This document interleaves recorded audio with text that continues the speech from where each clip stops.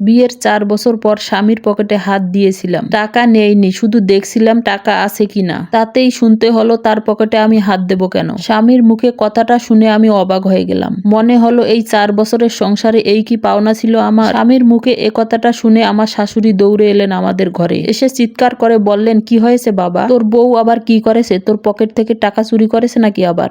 আমি আগেই বলেছিলাম তোর বাবাকে এই ছোট লোকের মেয়েকে ঘরে বউ করে না আনতে, কিন্তু তিনি তো কথা শোনার বান্দা না। কত টাকা নিয়েছে বাবা। শাশুড়ি মায়ের কথা শুনে আমার স্বামীর দিকে তাকালাম। বিয়ের এতদিন হয়ে গেছে কিন্তু এখন পর্যন্ত এ বাড়ির একটা সুতা পর্যন্ত আমার বিনা অনুমতিতে ধরার অধিকার নেই। রান্নার জন্য তরি তরকারি মশলাপাতি সবকিছু বের করে দেন শাশুড়ি, আমি রান্না করি। তারপর শাশুড়ি তার ইচ্ছা মতো সবাইকে খাবার বেড়ে দেয়। আমার জামা কাপড় আজ পর্যন্ত আমার পছন্দ মতো কখনো কিনতে পারিনি। জামা ছিঁড়ে গেলে শাশুড়িকে বলতে হয়, তারপর তিনি এনে দেন।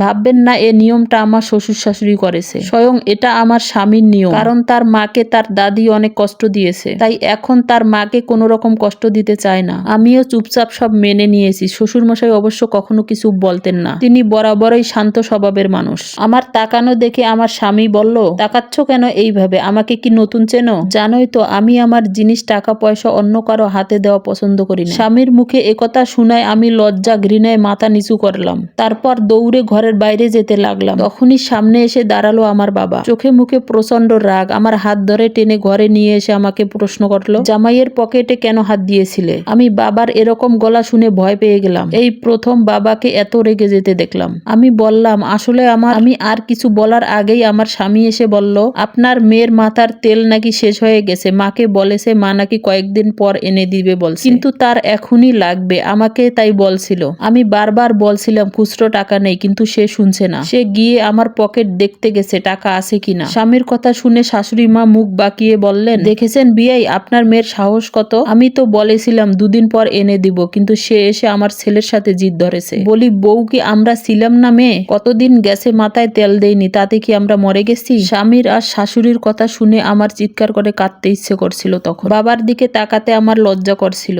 শেষ পর্যন্ত এইভাবে বাবার সামনে আমাকে অপমানিত হতে হলো। বাবা এইবার আমার কাছে আসলেন, তারপর বললেন, আমি যা শুনলাম তা কি ঠিক? আমি কাঁদতে কাঁদতে মাথা নাড়লাম। বাবা আমার কথা শুনে বলল, তুমি ভুল করছো। বাবা এতটুকু বলতেই শাশুড়ি মা বললেন, হ্যাঁ বিয়াই, মেয়েকে একটু বোঝান, আমরা তো তার কোনো অভাব রাখি না, এত ধৈর্যহারা হলে চলবে? বাবা এইবার বেশ জোরেই বললেন, চুপ করুন আপনি, আমাকে আমার মেয়ের সাথে কথা বলতে দিন। বাবা আমাকে বলল, তুমি ভুল করছো। এই যে 4 বছর হলো তোমাদের বিয়ের, এখনো তুমি স্ত্রীর পুরোপুরি মর্যাদা পাওনি, এটা তোমার বাবাকে না জানিয়ে ভুল করছো। স্বামীর পকেটে হাত দেওয়ার জন্য যদি তোমাকে চোর অপবাদ নিতে হয়, আমার মনে হয় না সে বাড়িতে তোমার থাকার কোনো দরকার আছে। আর যাই হোক, দুটো ভাত কাপড়ের জন্য তোমাকে এ সংসারে মান সম্মান ধুলোয় মিশিয়ে থাকতে হবে না। বাবার কথা শুনে শাশুড়ি মা বললেন, বাহ বিয়াই মশাই, আপনি আপনার মেয়েকে শাসন করবেন কিনা, তা না করে আরো আমাদের কথা শোনাচ্ছেন।